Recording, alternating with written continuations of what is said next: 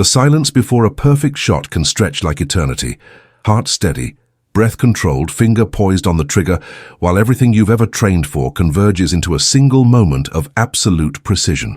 But what happens when that moment isn't on a practice range in peaceful Montana, but in the crosshairs of a war zone, where one missed shot could cost everything you've sworn to protect? In the unforgiving mountains of Afghanistan, where the line between life and death is measured in fractions of inches and split-second decisions, a young woman is about to face the ultimate test of skill, courage, and sacrifice. She carries with her the weight of a promise made at a brother's grave, the expectations of a military that doubts her capabilities, and the desperate hope of those who depend on her to bring them home alive. This is the story of impossible choices and even more impossible shots, of a ranch girl from Montana who transformed grief into purpose, and purpose into a weapon more precise than any rifle ever forged.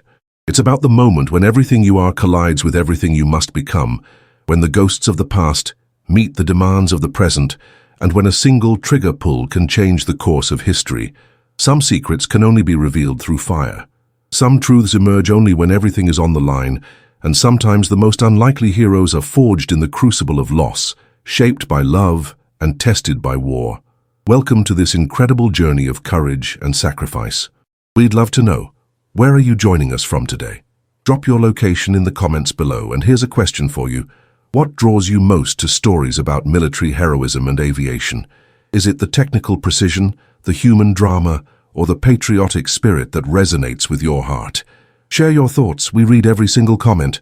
The Montana morning air carried the crisp bite of autumn as Sarah Mitchell adjusted her grip on the weathered rifle that had belonged to 3 generations of Mitchell men. The annual Whitefish County shooting competition drew marksmen from across the state, but at 18, Sarah was easily the youngest competitor on the range. Her blonde hair was pulled back in a practical ponytail, and her blue-gray eyes held the steady focus that came from years of hunting with her father and late brother. "Next shooter, Sarah Mitchell," the rangemaster called out, his voice carrying across the 100-yard range where targets waited like silent sentinels. Sarah approached the firing line, feeling the weight of curious stares from the predominantly male crowd.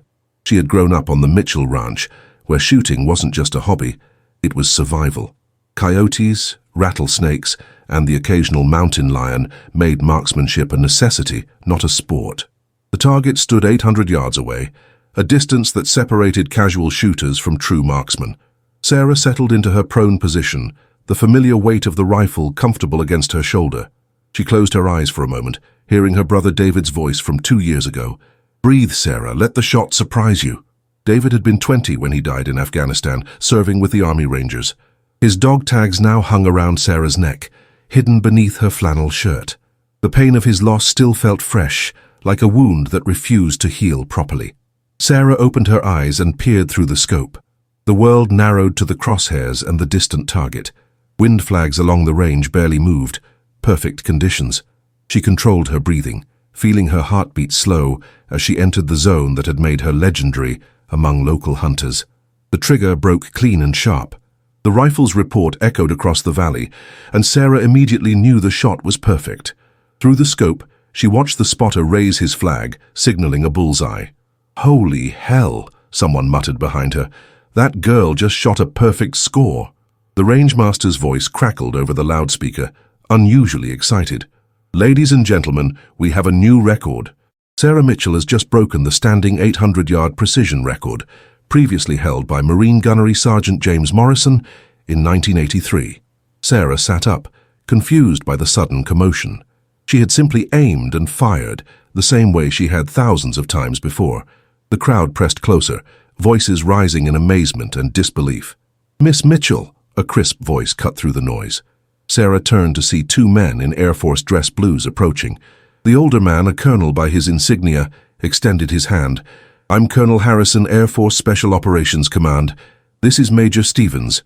We'd like to speak with you about your future." Sarah's father, Robert Mitchell, pushed through the crowd, his weathered face tight with concern. At 52, he still carried himself with the bearing of the fighter pilot he had once been, though 20 years of ranching had softened his military edges. "Sarah doesn't need to speak with anyone," he said firmly, positioning himself between his daughter and the recruiters. "Dad," Sarah stood, slinging the rifle over her shoulder. "Let me hear what they have to say." Colonel Harrison smiled. "Your daughter has just demonstrated shooting ability that we haven't seen in 4 decades. The Air Force has programs that could use someone with her talents. Like the program that got my son killed." Robert's voice carried the bitter edge of a father who had already sacrificed one child to military service. Sarah felt the weight of the moment settling around her, like the Montana sky before a storm. David's dog tag seemed to grow heavier against her chest. She thought of her brother's last letter, where he had written about serving something greater than himself, about protecting the freedoms that allowed families like theirs to live peacefully on their ranch. "I want to hear more," Sarah said quietly, her voice carrying across the suddenly silent crowd. The shot that had broken a 40-year record had also shattered the simple certainty of her future, opening a door to a world she had never imagined entering. The Texas heat hit Sarah like a physical wall as she stepped off the bus at Lackland Air Force Base. 6 weeks had passed since that morning on the Montana range. 6 weeks of arguments with her father, tearful conversations with her mother, and sleepless nights staring at David's empty bedroom across the hall. Now, surrounded by concrete buildings and the constant sound of aircraft overhead, the ranch felt like a different world entirely. "Move it, move it, move it!" Technical Sergeant Williams' voice cut through the humid air like a blade. "You're not on vacation, trainees. Welcome to the United States Air Force." Sarah shouldered her duffel bag and fell into line with 30 other recruits, most of them men who towered over her 5'7" frame. She caught whispered comments as they marched toward the dormitories. "Great, they're letting farm girls play soldier now. Bet she doesn't last a week." Sarah kept her eyes forward, David's voice echoing in her memory. "Let your actions speak louder than their doubts." The first 2 weeks of basic training blurred together in a haze of physical training, uniform inspections, and classroom instruction. Sarah excelled at everything except fitting in. During mess hall conversations, the other trainees talked about video games and college parties, while Sarah found herself homesick for the sound of cattle and the smell of hay. Everything changed on their first trip to the firing range. "Mitchell, you're up," Sergeant Williams called out, consulting his clipboard. "Let's see if that farm shooting translates to military precision." Sarah approached the firing line with the standard-issue M4 carbine, a weapon that felt foreign compared to her familiar hunting rifle. The target stood at 300 yards, child's play compared to the distances she was accustomed to. She settled into position, adjusting for the weapon's different balance and trigger pull. The other trainees had scored respectable groupings, but nothing exceptional. Sarah controlled her breathing, found her natural point of aim, and began firing the prescribed course. When the targets were retrieved, Sergeant Williams stared at the results in silence. Sarah had placed all 30 rounds within a 2-inch circle at the center of the target, a grouping that would have been impressive for a seasoned marksman, let alone a recruit in her 3rd week of training. "Well, I'll be damned," Williams muttered, then caught himself. "Outstanding shooting, Mitchell, outstanding." That evening, as Sarah cleaned her weapon in the dormitory, she noticed the whispered conversations had stopped. Respect, she realized, was earned 1 shot at a time. 2 days later, Captain Lisa Chen arrived at the range during Sarah's advanced marksmanship session. The helicopter pilot was the first female officer Sarah had encountered, who carried herself with the same quiet confidence she remembered from her father's military friends. "You're Mitchell," Captain Chen said, watching Sarah consistently hit targets at increasingly difficult ranges. "I've heard interesting things about you." "Yes, ma'am. I'm here because Master Sergeant Rodriguez wants to evaluate you for the Pararescue program. It's not something we typically offer to basic trainees, but your shooting scores have caught some attention upstairs." Sarah's heart raced. Pararescue, the Air Force's elite special operations unit that rescued downed pilots and performed combat medicine behind enemy lines. It was exactly the kind of unit David would have respected. "The training is brutal," Captain Chen continued. "Most men don't make it through. The few women who've attempted it." She paused. "Well, let's just say you'd be breaking new ground." That afternoon, Master Sergeant Jake Rodriguez arrived at the range like a force of nature. The stocky Hispanic man with 15 years of pararescue experience watched Sarah shoot without comment, his weathered face revealing nothing. "You think you're hot stuff, ranch girl?" he finally asked. "No, Sergeant. I think I'm someone who wants to serve." Rodriguez studied her for a long moment. "Pararescue isn't about being the best shot, Mitchell. It's about bringing people home when everything's gone to hell. You ready for that kind of responsibility? Sarah thought of David, of the flag-draped coffin that had come home in his place. Yes, Sergeant, I am. We'll see. Rodriguez turned to leave, then paused. Report to Building 47 at 0500 tomorrow. Don't be late. As Sarah watched him walk away, she felt the first real sense of purpose since leaving Montana. The path ahead would be harder than anything she had ever attempted, but for the first time since David's death, she felt like she was moving toward something meaningful, rather than running away from grief. The New Mexico desert stretched endlessly beyond the perimeter of Lackland Air Force Base, its harsh beauty reminding Sarah of home, while emphasizing how far she had traveled from the green valleys of Montana. 6 months of accelerated pararescue training had transformed her from a ranch girl with exceptional shooting skills into something harder, more focused. The program that typically took 18 months had been compressed due to her extraordinary aptitude, but every day felt like a test of her limits.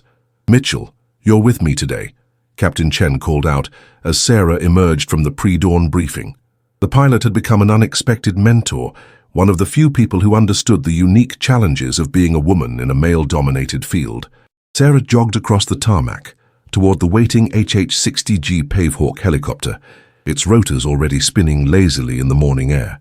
The aircraft represented everything she was training for, the ability to reach anywhere, anytime, to bring people home. "Today we're working on aerial marksmanship," Captain Chen explained as they performed the pre-flight inspection. "It's one thing to hit targets from a stable position. It's another entirely when you're hanging out of a moving helicopter." Master Sergeant Rodriguez appeared beside the aircraft, carrying Sarah's customized rifle system.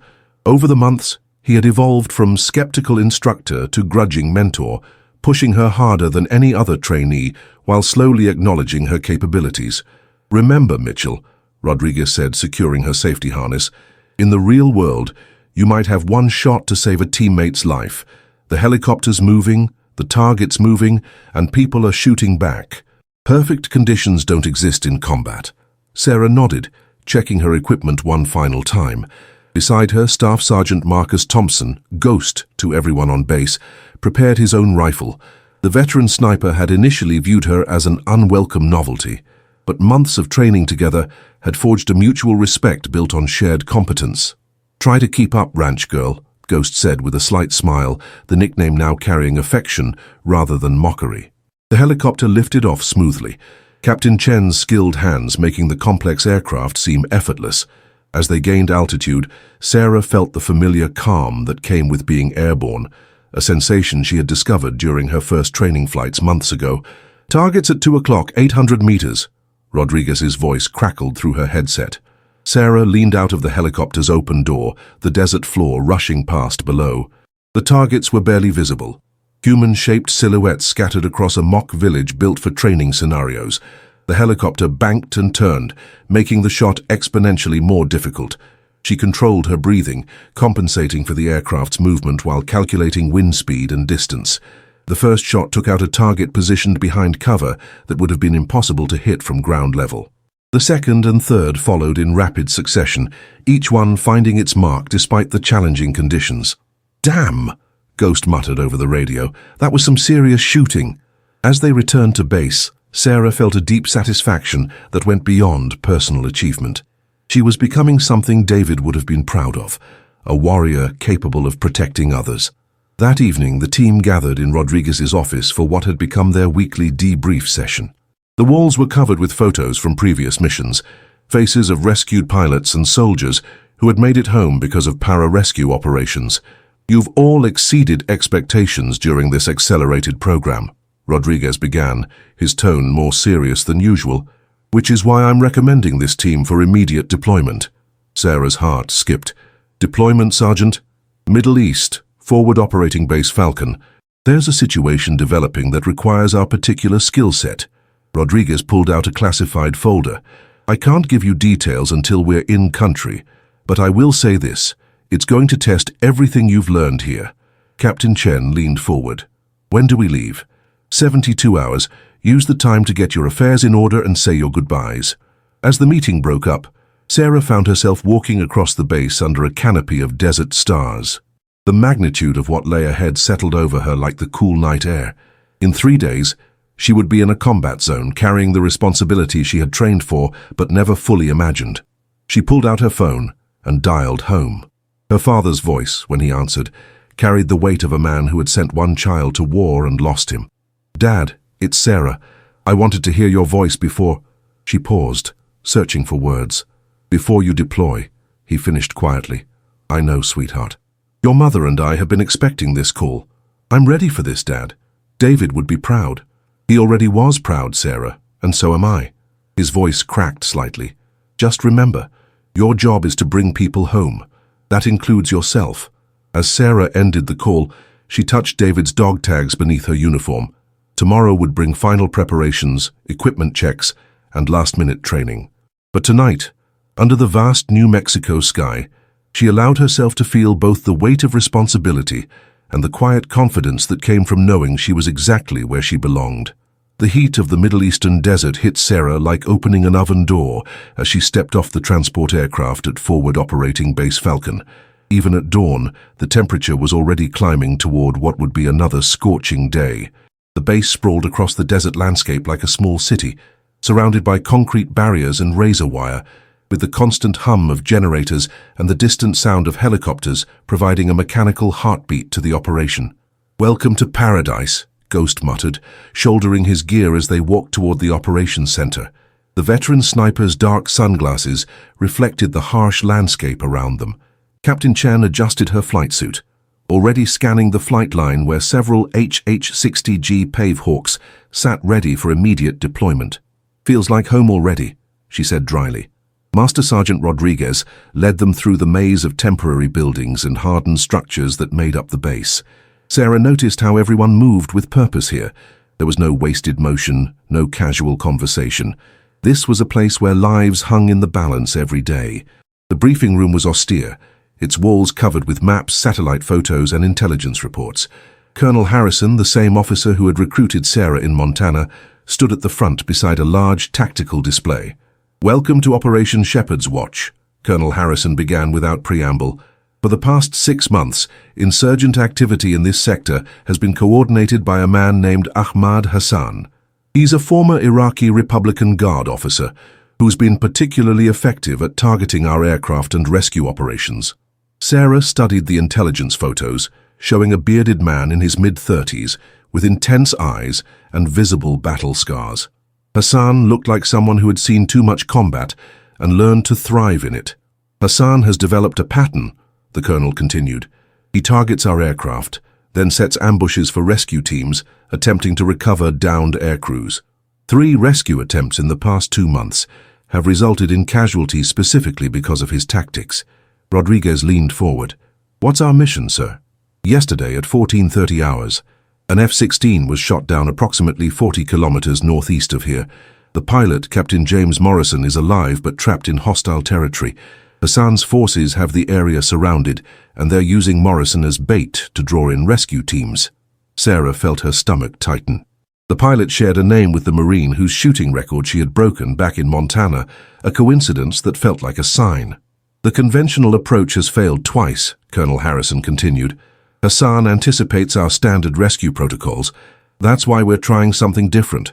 Your team will insert at night using terrain and precision shooting to neutralize Hassan's advantages." Captain Chen studied the tactical map. "What's the timeline, sir?" "Hassan has been broadcasting threats against Morrison. Intelligence suggests we have less than 24 hours before he moves the pilot to a more secure location. Once that happens, recovery becomes nearly impossible." Sarah raised her hand. "Sir, what do we know about Hassan's tactical capabilities?" "He's smart, experienced, and ruthless. He's turned insurgent warfare into a science, and he's particularly effective at psychological warfare. He knows that every American pilot shot down brings rescue teams running, and he's learned to exploit that predictability." The briefing continued for another hour, covering everything from weather patterns to enemy force estimates. As they prepared to leave, Colonel Harrison pulled Sarah aside. "Mitchell, I want you to understand something. This isn't a training exercise anymore. The shots you take out there will determine whether Captain Morrison comes home to his family or becomes another casualty statistic." "I understand, sir. I hope you do. Hassan has killed a lot of good people, and he's not going to make this easy." That evening, Sarah sat in her temporary quarters, writing what might be her last letter home. The words came slowly, each one weighted with the possibility that her parents might read them after she was gone. Dad, if you're reading this, it means I didn't make it back. I want you to know that I'm not afraid. David taught me that some things are worth the risk, and bringing people home is one of them. Take care of Mom, and remember that I love you both. She sealed the letter and placed it in her footlocker, then picked up her phone for one last video call home. Her father's weathered face appeared on the screen, the ranch kitchen visible behind him. How are you holding up, sweetheart? I'm good, Dad, really good. We've got a mission tomorrow, and I wanted to see your face before we go. Robert Mitchell studied his daughter through the screen, seeing something in her eyes that reminded him of his son. You look like a soldier, Sarah. David would be proud. I hope so. I'm wearing his tags. Then he's with you, and so are we. As Sarah ended the call, she felt a strange mixture of nervousness and anticipation. Tomorrow would bring her first real test as a pararescue operator, the moment when all her training would either prove sufficient or fall short. Outside her window, she could hear the distant sound of helicopters preparing for night operations, a mechanical lullaby that somehow felt comforting. She closed her eyes and tried to rest, knowing that in a few hours, she would be flying into the storm that had been building since the day she first picked up a rifle. The HH-60G Pavehawk cut through the pre-dawn darkness like a mechanical predator, its rotors beating a steady rhythm that Sarah felt in her chest.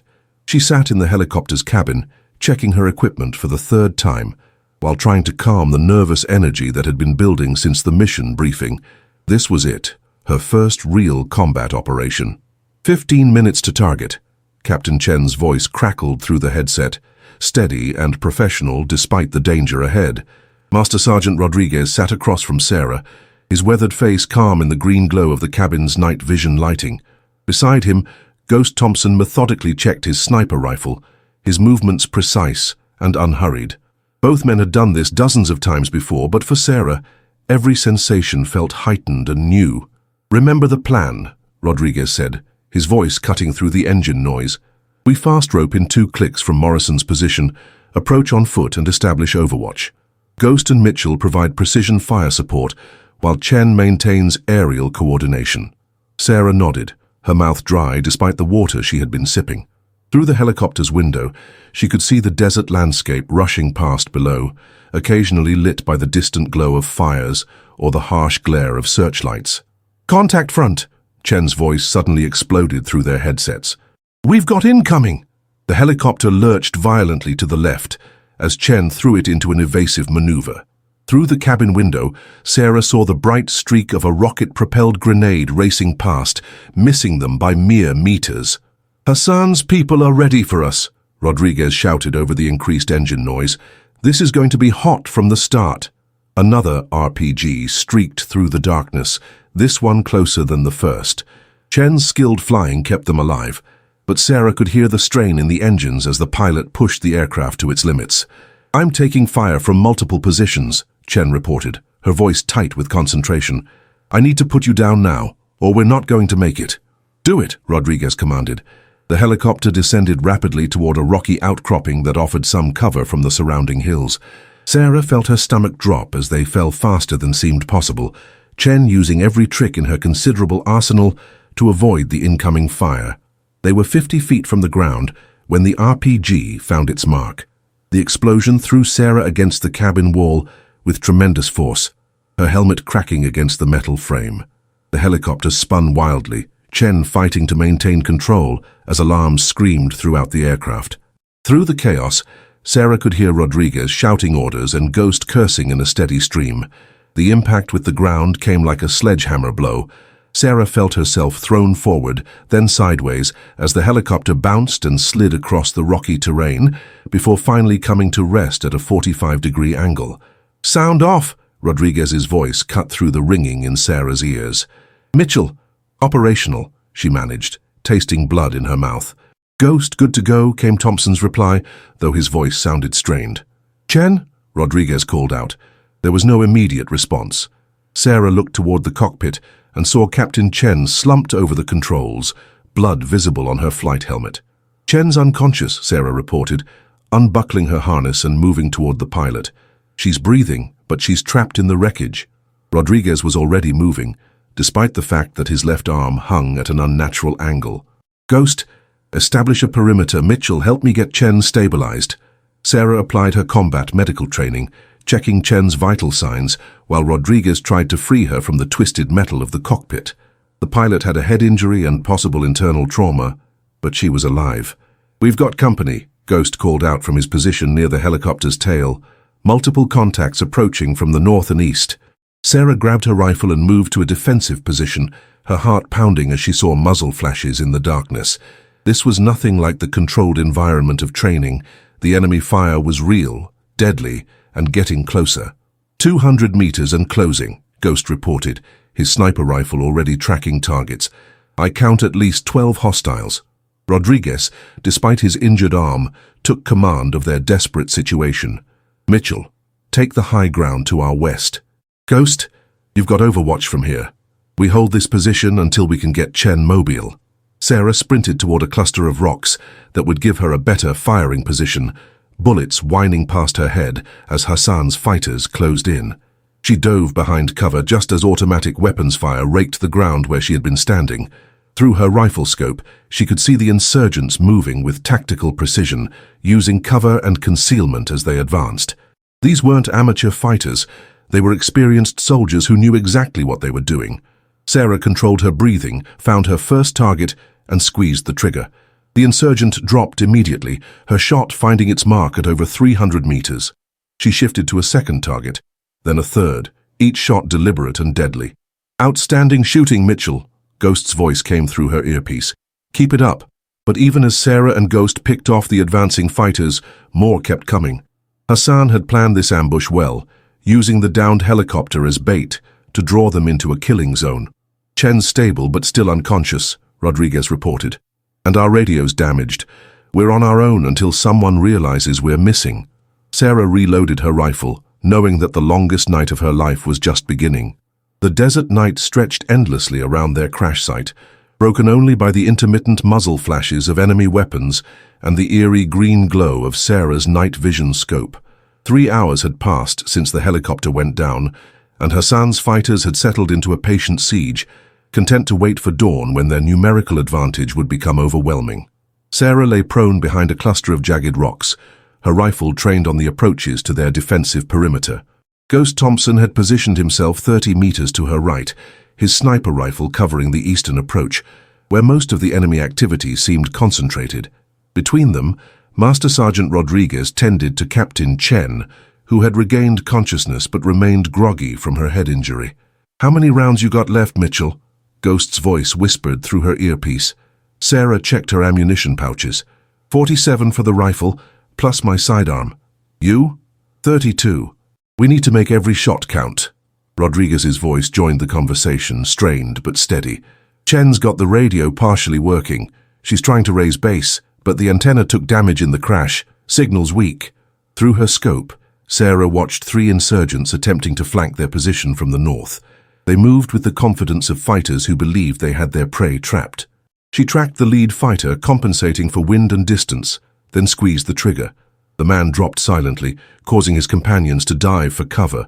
"Nice shot," Ghost murmured. "That's got to be 400 meters." Sarah was already shifting to her next target when she heard Captain Chen's voice, weak but determined, coming through the damaged radio. "Falcon Base, this is Rescue 27. We are down. Repeat, we are down. Grid coordinates follow." The transmission dissolved into static, but Sarah felt a surge of hope. If Chen could get a message through, rescue would come. They just had to survive until then. "Movement southeast," Ghost reported. "Looks like they're bringing up heavier weapons." Sarah swung her scope toward the indicated direction and felt her heart sink. Through the green haze of night vision, she could see insurgents setting up what appeared to be a mortar position. If they got that weapon operational, the rocky outcropping that provided their only cover would become a death trap. "Rodriguez, we've got mortars incoming," she called out. "I see them. Mitchell, can you reach that position?" Sarah calculated the distance and angle. 600 meters uphill with a crosswind. "It's possible, but I'll need multiple shots." "Do it. Ghost, cover her." Sarah adjusted her position, finding a stable shooting platform among the rocks.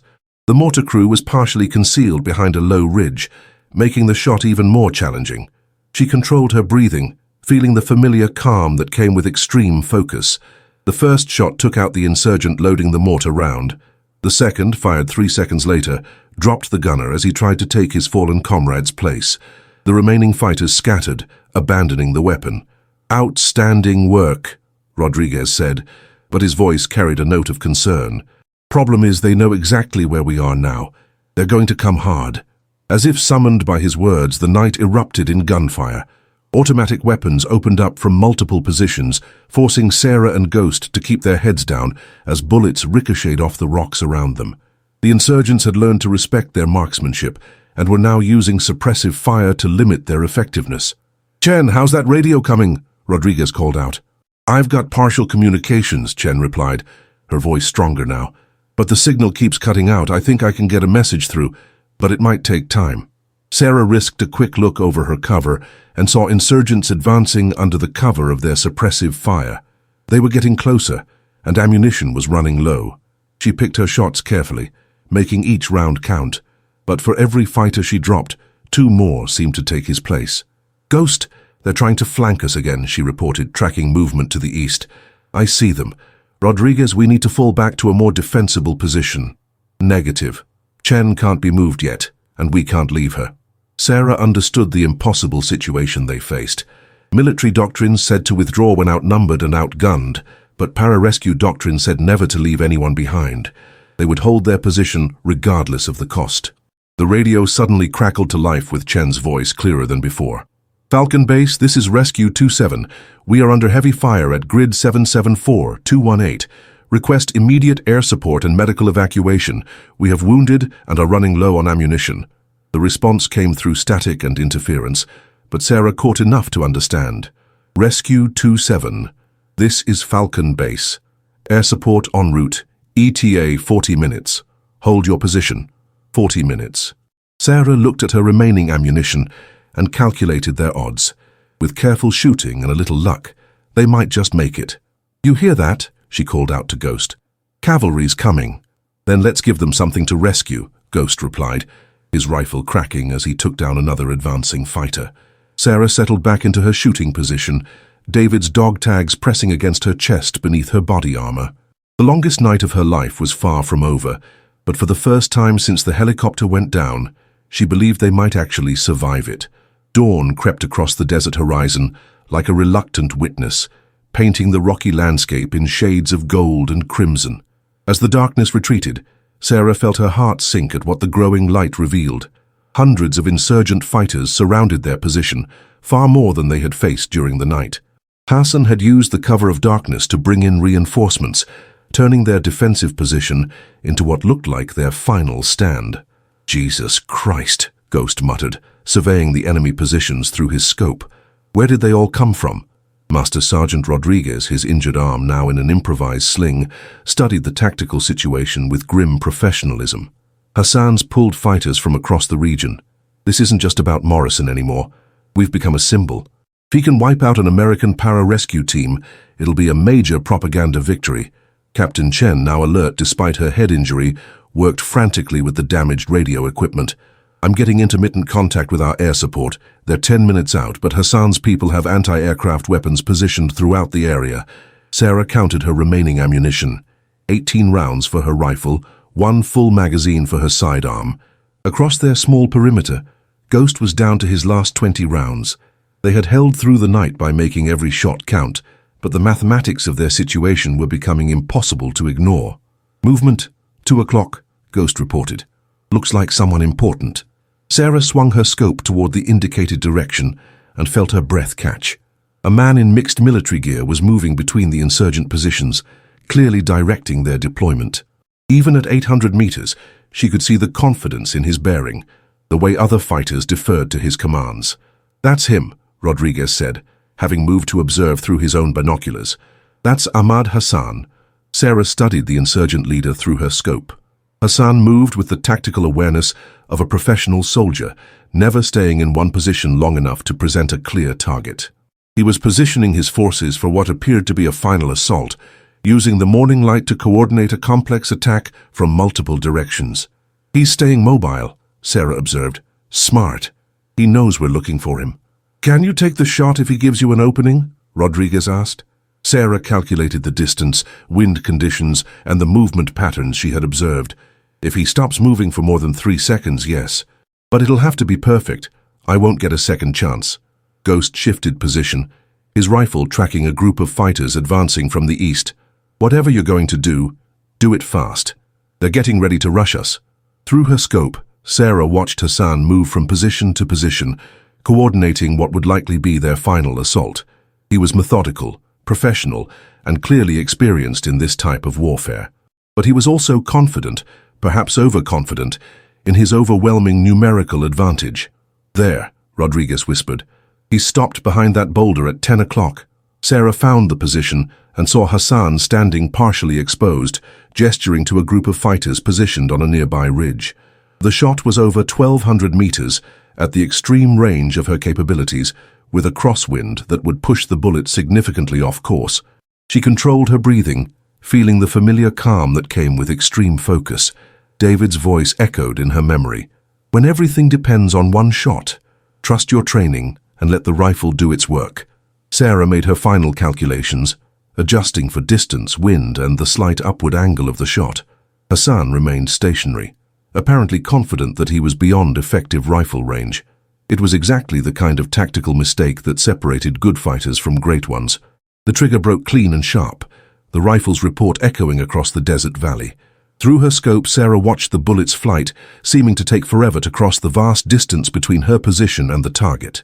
Hassan spun and fell, the impact of the bullet clearly visible even at that extreme range. The insurgent leader didn't get back up.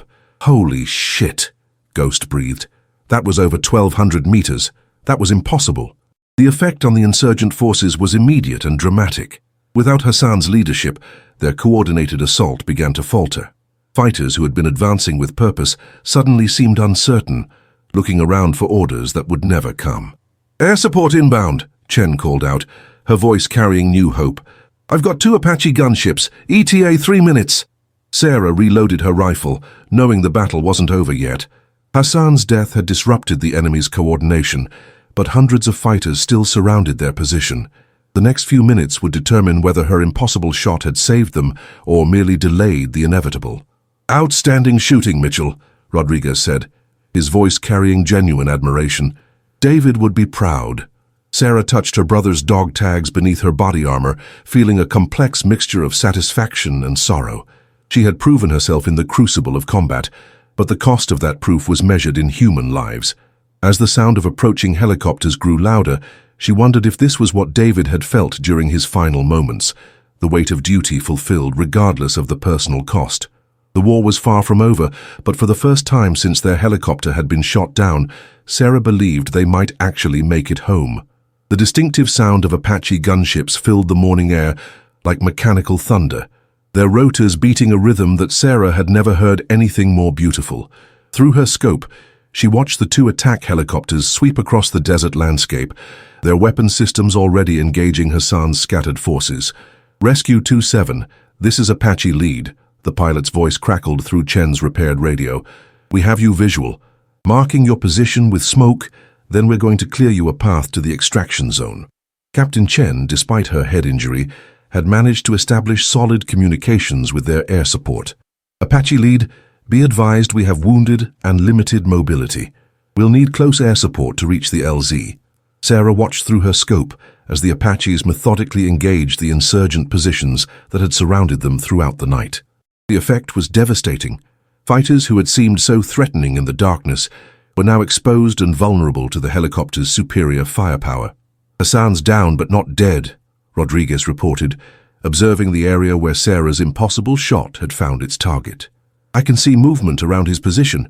They're trying to evacuate him." Sarah shifted her scope to the distant boulder where Hassan had fallen. Through the magnification, she could see several fighters attempting to drag their wounded leader to safety. The insurgent commander was clearly alive but badly injured, her bullet having found its mark without delivering a killing blow. "Mitchell, can you prevent that evacuation?" Rodriguez asked. Sarah studied the tactical situation. The fighters moving Hassan were using a depression in the terrain that provided cover from the Apache gunships, but remained visible to her elevated position. "I can take the shot, but if we capture Hassan alive, he could provide valuable intelligence." "Agreed. Disable their escape route, but try to keep Hassan breathing." Sarah tracked the group of fighters carrying their wounded leader, calculating the lead necessary to intercept their movement. Her first shot took down the fighter at the front of the group, causing them to drop Hassan and seek cover. Her second shot disabled their vehicle, a technical truck that had been positioned to evacuate the insurgent leader. "Target immobilized," Sarah reported. "Hassan's trapped in that depression with maybe 4 fighters." The Apache gunships had cleared most of the surrounding area, but pockets of resistance remained. Ghost Thompson continued to provide precision fire support, picking off insurgents who tried to regroup or establish new firing positions. "Extraction birds inbound," Chen announced. 2 Black Hawks, ETA 5 minutes. The sound of approaching Black Hawks grew louder, and Sarah watched as the extraction helicopters appeared on the horizon, flying low and fast to avoid any remaining anti-aircraft threats. "Rescue 27, this is extraction lead," a new voice came through the radio. "We're going to set down in the clearing 200 meters east of your position. Can you make it to the LZ?" Chen looked at Rodriguez's injured arm and her own head injury, then at Sarah and Ghost. "Affirmative, extraction lead. We're mobile." "Moving in 30 seconds, Rodriguez announced. "Mitchell, Ghost, you provide rear security. Chen and I will move first." Sarah gathered her equipment, ensuring her rifle was secure and her remaining ammunition easily accessible. As they prepared to leave their defensive position, she took one last look through her scope at the depression, where Hassan lay wounded. "Apache lead, be advised, we have a high-valued target trapped in the depression at grid 775220. Request you secure that position for follow-up forces." "Copy that, Rescue 27. We'll keep an eye on your friend." The movement to the extraction zone felt like the longest 200 meters of Sarah's life. Despite the Apache's overwatch, she remained alert for any remaining threats, her rifle ready as they bounded from cover to cover. The Black Hawks touched down in a cloud of dust and debris, their crews already prepared for immediate departure. Sarah was the last to board, providing security until the very moment the helicopter lifted off. As they gained altitude, Sarah looked down at the battlefield, where she had proven herself in combat. The crash site of their helicopter was clearly visible, surrounded by the evidence of the night-long firefight.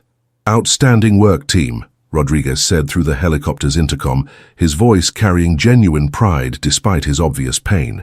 "Mitchell, that shot on Hassan was something special. 1,200 meters in combat conditions. That's the kind of shooting that becomes legend." Sarah touched David's dog tags beneath her body armor, feeling a complex mixture of exhaustion, relief, and accomplishment. She had survived her first combat operation, proven herself under fire, and helped capture a high-valued target. As the Black Hawk carried them back toward base, Sarah closed her eyes and allowed herself to feel the weight of what she had accomplished. The ranch girl from Montana had become something her brother would have been proud of, a warrior capable of protecting others when everything depended on precision and courage. The medical tent at Forward Operating Base Falcon buzzed with controlled urgency as Sarah sat on an examination table, watching medics tend to her teammates. Master Sergeant Rodriguez's left arm was being set in a proper cast, the break more severe than he had let on during their ordeal. Captain Chen underwent tests for her concussion, her pilot's career potentially hanging in the balance depending on the results. "You're remarkably uninjured for someone who just survived 18 hours of combat," the medic examining Sarah observed, checking her pupils for signs of concussion. "Some cuts and bruises, but nothing serious." Sarah nodded absently, her mind still processing the events of the past day. The adrenaline had faded, leaving behind a strange emptiness that she hadn't expected. She had proven herself in combat, saved her team, and helped capture a high-value target, but the victory felt hollow somehow. "Mitchell," Colonel Harrison's voice cut through her thoughts as he entered the medical tent. "How are you holding up?" "Fine, sir. Ready for duty." The colonel studied her with the experienced eye of someone who had seen many soldiers return from their first real combat. "The preliminary reports are impressive. A 1,200-meter shot under combat conditions, tactical leadership under fire, and successful mission completion despite overwhelming odds." Sarah felt uncomfortable with the praise. "We all did our jobs, sir. Rodriguez and Ghost carried their weight, and Chen got us the air support that saved our lives." "True. But your marksmanship, was the deciding factor. Hassan's capture has already provided valuable intelligence about insurgent operations throughout the region. Harrison paused, consulting a folder he carried. Which brings me to why I'm here. Washington is taking notice of what happened out there. Before Sarah could respond, Ghost Thompson approached from his own medical examination, his left shoulder bandaged but his spirits high. Ranch girl, you hear about Hassan. Turns out your shot shattered his collarbone and punctured his lung. He's alive, but he's talking. Intelligence says he's giving up locations, names, the whole network. Sarah felt a mixture of satisfaction and unease. The capture would save American lives, but she couldn't shake the image of Hassan falling through her scope, the moment when her bullet had found its mark. There's something else, Colonel Harrison continued. The pilot you rescued, Captain Morrison, wants to meet you. He's in the next tent over. Sarah followed the colonel through the medical facility until they reached a bed where a young Air Force captain sat propped up against pillows. Captain Morrison looked to be in his late 20s, with the lean build of a fighter pilot and intelligent eyes that reminded Sarah of David. You must be Mitchell, Morrison said, extending his hand. I wanted to thank you personally. I heard what you and your team went through to get me out of there. Just doing our job, sir. Morrison shook his head. It was more than that. Hassan had me for 36 hours. He made it clear that I was bait for a rescue attempt, that he planned to kill anyone who came for me. You saved more than just my life out there. Sarah felt the weight of responsibility settling on her shoulders. Every mission would be like this, real people depending on her skills, her decisions, her ability to perform under pressure. There's going to be a formal debrief tomorrow, Colonel Harrison said, but I wanted you to know that your actions have earned you a commendation. More importantly, they've earned you a choice. Sir, Special Operations Command has requested your transfer. They want you for a new program, mixed-gender pararescue teams operating in high-threat environments. It would mean advanced training, more dangerous missions, and the chance to save lives on a larger scale. Sarah looked around the medical tent at her teammates. Rodriguez was arguing with a doctor about when he could return to duty. Chen was insisting her head injury wouldn't affect her flying. Ghost was already planning their next mission. These people had become her family, forged in the crucible of combat. What about my team, sir? They'd come with you, assuming they passed their medical evaluations. Rodriguez will need time for his arm to heal, but he's too valuable to lose. Chen's concussion appears minor, and Ghost is already cleared for duty. Sarah thought about the ranch in Montana, about her parents who worried every day about losing another child to war. She thought about David's sacrifice and the promise she had made at his grave. Most of all, she thought about Captain Morrison and the countless other pilots, soldiers, and civilians who might need someone with her particular skills to bring them home. I'll need to think about it, sir. Take your time, but don't take too long. The war isn't waiting for anyone. As Colonel Harrison left, Sarah remained in the medical tent watching her teammates recover from their ordeal. Outside, she could hear the constant sound of helicopters and aircraft, the mechanical heartbeat of a war that showed no signs of ending. She touched David's dog tags beneath her uniform, feeling their familiar weight against her chest. The choice ahead would define not just her military career, but who she would become as a person. The ranch girl from Montana was gone, replaced by someone harder, more focused, and infinitely more dangerous. The question was whether that transformation was worth the cost. 3 weeks later, Sarah stood at the edge of Forward Operating Base Falcon's helicopter landing pad, watching the sun set over the desert horizon. The familiar weight of her rifle felt different now, not just a tool, but an extension of herself forged through combat and tested under fire. The medical tent had long since released her teammates, and they had spent the intervening weeks training together, preparing for whatever mission would come next. Master Sergeant Rodriguez approached, his left arm still in a cast, but his spirits restored. You've been quiet since the colonel made his offer. That's not like you, Mitchell. Sarah turned to face her mentor, seeing the concern in his weathered features. I keep thinking about home, Sergeant. About my parents, about David, about the person I was before all this. And who are you now? The question hung in the desert air like smoke from distant fires. Sarah had been asking herself the same thing since their rescue, trying to reconcile the ranch girl who had enlisted with the soldier who had taken a 1,200-meter shot under combat conditions. I'm someone who can bring people home, she said finally. Someone who can make the shots that others can't. But I'm also someone who's killed people, who's seen things that will never leave my memory. Rodriguez nodded slowly. That's the burden every warrior carries. The question is whether you can carry it while still doing the job that needs to be done. Captain Chen joined them, her flight status restored after passing her medical evaluations. The new assignment would be challenging, she said, having overheard their conversation. Mixed-gender teams operating in denied territory, long-range reconnaissance, high-value target capture. It's the kind of work that changes you. More than I've already changed? Sarah asked. Ghost Thompson materialized beside them with his characteristic silence, his shoulder fully healed and his sniper rifle slung across his back. Ranch girl, you want to know what I think? I think you're asking the wrong question. What should I be asking? Not whether you've changed, but whether you can live with not using what you've become. Morrison's alive because of your skills. Hassan's in custody because of your shot. How many more people could you save if you walk away now? Sarah looked at each of her teammates, Rodriguez with his quiet wisdom, Chen with her unwavering competence, Ghost with his hard-earned respect. They had become more than a military unit. They were a family bound together by shared danger and mutual trust. There's something else, Chen said, pulling out a letter. This came through official channels today. It's from Captain Morrison's wife. Sarah opened the letter with trembling hands, reading words that cut straight to her heart. Dear Sergeant Mitchell, my husband told me what you and your team did to bring him home. I wanted you to know that because of your courage, our 2-year-old daughter will grow up knowing her father. There are no words adequate to express my gratitude, but I hope you understand that your sacrifice has given our family a future we thought we had lost. With eternal thanks, Jennifer Morrison Sarah folded the letter carefully, feeling the weight of responsibility and purpose settling around her like armor. She thought about David's final letter, about his belief that some things were worth any sacrifice. She thought about her parents, who had already lost one child to war, but who had raised both their children to understand duty and service. I've made my decision, she said, her voice steady and sure. We take the assignment, all of us. Rodriguez smiled, the expression transforming his usually stern features. I was hoping you'd say that. The new program needs experienced operators, and this team has proven itself under fire.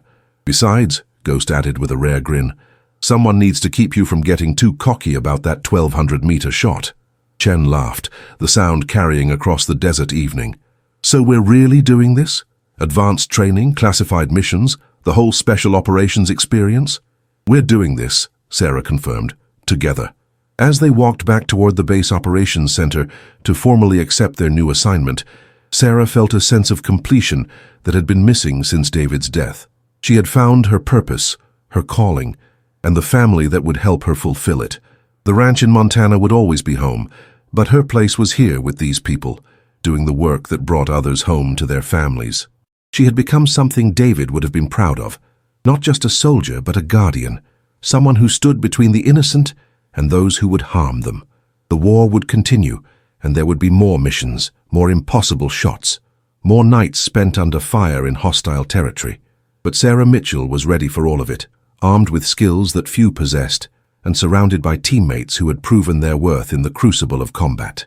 The ranch girl from Montana was gone, replaced by something harder and more dangerous, but in her heart she carried the values that had shaped her: loyalty, courage, and the unshakable belief that some things were worth any sacrifice. As the desert stars emerged overhead, Sarah touched David's dog tags one last time, feeling their familiar weight against her chest.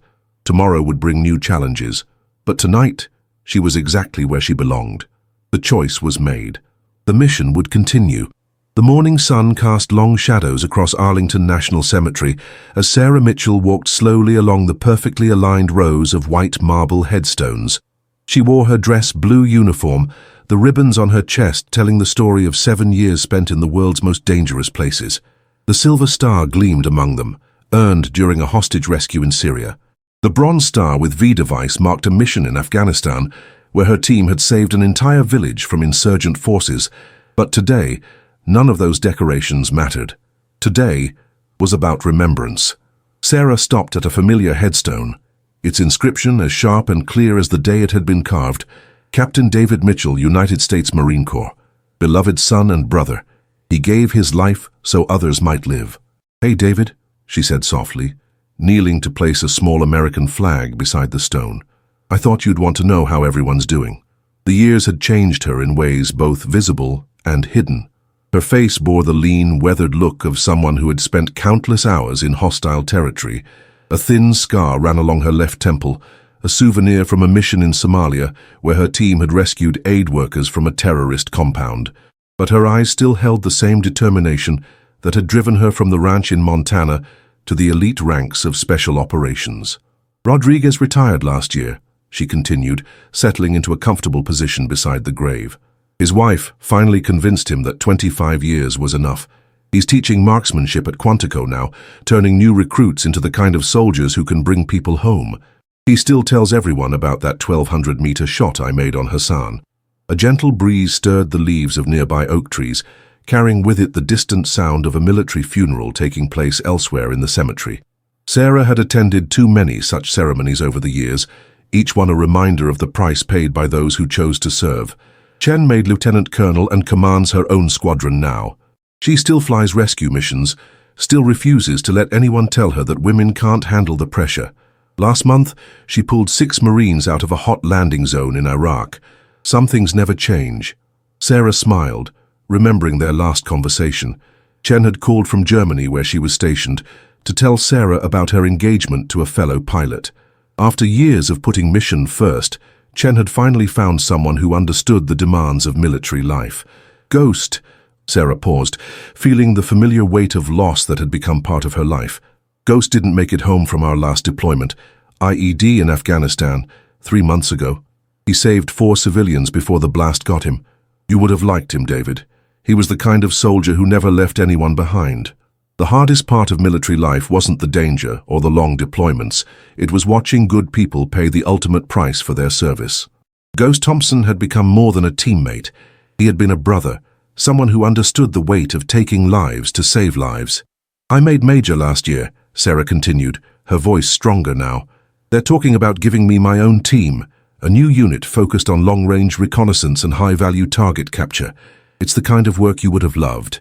Dangerous, important, and absolutely necessary. A young couple walked past, the man in an army uniform, the woman carrying flowers. They moved with the careful reverence that marked first-time visitors to Arlington, still learning how to navigate the geography of sacrifice that surrounded them. Mom and Dad are doing well. They worry, of course, but they understand why I do this. Dad says the ranch keeps him busy, and Mom has started volunteering with military families. She says it helps her feel connected to what we do out here. Sarah reached into her pocket and pulled out a worn photograph, herself, Rodriguez, Chen, and Ghost, taken after their successful mission to capture Hassan. They looked young and invincible, unaware of the trials that lay ahead. I still wear your tags, she said, touching the familiar metal beneath her uniform. They've been with me through 16 countries, 43 missions, and more close calls than I care to count. Every time I line up a difficult shot, I hear your voice telling me to trust my training and let the rifle do its work. The sun climbed higher, warming the marble headstone and casting Sarah's shadow across the perfectly manicured grass. Somewhere in the distance, a bugler played taps for another fallen hero, the haunting melody carrying across the hallowed ground. I wanted you to know that it was worth it, David. Everything we've done, every sacrifice we've made, it's brought people home. Pilots like Morrison, aid workers in Africa, diplomats in the Middle East, civilians caught in the crossfire of wars they never chose. We've made a difference. Sarah stood slowly, brushing grass from her uniform. The cemetery was filling with visitors now. Families, fellow veterans, tourists who came to pay their respects to those who had given everything for their country. I have to go. There's a briefing this afternoon for our next deployment. Classified, of course, but I think you'd approve of the mission. She paused, looking down at the headstone one last time. I love you, big brother, and I promise I'll keep bringing them home. As Sarah walked away from David's grave, she felt the familiar weight of purpose settling around her shoulders. The ranch girl from Montana was a distant memory now, replaced by someone harder, more focused, and infinitely more dangerous. But at her core, she remained the same person who had learned to shoot on her father's land, guided by the values of service, sacrifice, and the unshakable belief that some things were worth any cost. The war would continue, and there would be more missions, more impossible shots, more nights spent in hostile territory, but Sarah Mitchell was ready for all of it, carrying the memory of her brother and the knowledge that every life she saved honored his sacrifice. Behind her, the American flag beside David's headstone fluttered in the morning breeze, a small symbol of the freedom he had died to protect and she had dedicated her life to defend. As we reach the end of Sarah Mitchell's extraordinary journey, we're reminded that true heroism isn't measured by the medals on a uniform or the recognition from superiors. It's found in the quiet moments when ordinary people choose to do extraordinary things, regardless of the personal cost. Sarah's transformation from a ranch girl in Montana to one of the military's most elite operators teaches us profound lessons about resilience, sacrifice, and the power of purpose. When tragedy struck her family, she could have chosen bitterness or retreat. Instead, she chose service.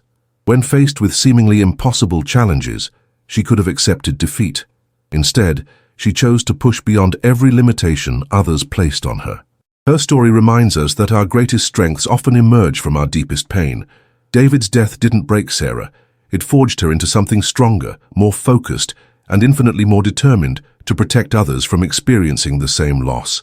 The skills she learned on her father's ranch became the foundation for abilities that would save countless lives in the world's most dangerous places. But perhaps the most powerful lesson in Sarah's journey is that we don't face our battles alone. Rodriguez, Chen, Ghost, and countless others stood beside her, proving that even the most skilled individuals need a team, a family, a community that believes in their potential and supports their mission. Every impossible shot Sarah made, every life she saved, every mission she completed successfully, was built on the foundation of relationships forged in trust, tested under fire, and strengthened by shared purpose. Her story is ultimately about the bonds that connect us all, the invisible threads that link a small ranch in Montana to battlefields around the world, connecting every person who chooses service over self-interest. As you reflect on Sarah's journey, ask yourself, what impossible shot are you avoiding in your own life? What mission are you called to accept, despite the risks and challenges it might bring? What legacy do you want to leave for those who come after you? Sarah Mitchell's story proves that courage isn't the absence of fear, it's the decision to act despite that fear, to stand up when others sit down, to take the shot when everything depends on your precision and resolve.